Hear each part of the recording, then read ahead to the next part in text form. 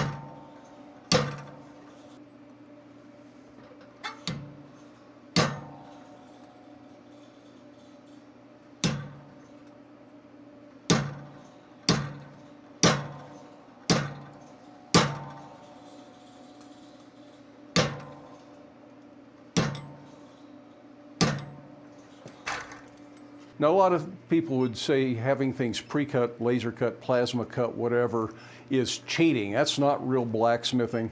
Well, you're certainly entitled to that opinion. I completely understand it, and part of me kind of feels the same way. But in business, sometimes you have to take an approach that can get the product out for a price the customer is willing to pay. And if you had an apprentice in the shop, it might well be the apprentice's job to create these blanks for you according to your instructions. And in reality, that's all that's happening with the laser cutting service, is they are cutting these parts for me according to my specifications. That means they're simply replacing the apprentice in the equation so that I get the parts as the blacksmith to go ahead and work on those instead of having an apprentice in the shop that I have to supervise. So I really think this works out, and as long as the laser cut blank does not define the final piece entirely, I'm really pretty much okay with it. These are still going to be unique individual. There's still plenty of variations in the way the scrolls are done because I'm scrolling these all up by hand and not using any kind of a jig or a die to scroll these up. So every single one of these hooks is going to look a little bit different.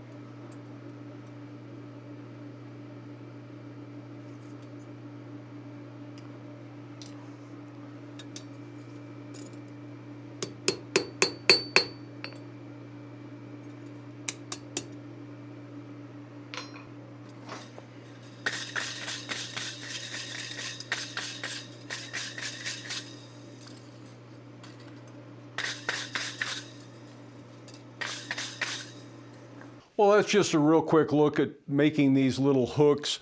Wasn't really a video I had planned to do. I just decided that, well, as long as I was making these, I might as well share this with you and talk a little bit about using the pre-cut blanks. Not a bad way to go for production items. Get them out the door a little bit faster, a lot less of your labor, which is the biggest part of most things out of the blacksmith shop. So that means you can charge less to the customer while still making a profit. Hope you enjoyed the video. I want to thank each and every one of you for watching today, with a special shout out to my channel members and my Patreon patrons. Channel members receive early access to the videos, while Patreon patrons, at a certain level or above, not only receive early access, but they receive the videos ad-free over on Patreon, along with some occasional exclusive content.